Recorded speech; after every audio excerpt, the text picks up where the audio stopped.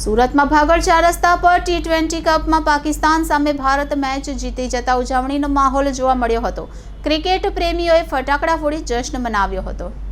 ભારત અને પાકિસ્તાન વચ્ચે T20 world cup 2024નો મુકાબલો ખૂબ જ રોમાંચક રહ્યો હતો। ભારતે આ મેચ 6 વિકેટથી જીતી હતી। આ મેચ એક સમય સંપૂર્ણ રીતે પાકિસ્તાન તરફી બની ચૂકી હતી, પરંતુ આખરે ભારતે દિલધડક વિજય મેળવ્યો।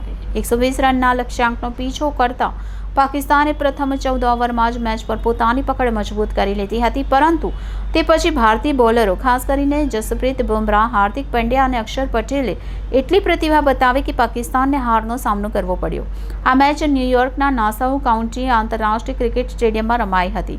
120 રનના લક્ષ્યાંકનો પીછો કરતા પાકિસ્તાન 7 વિકેટે 113 રન જ બનાવી શક્યું।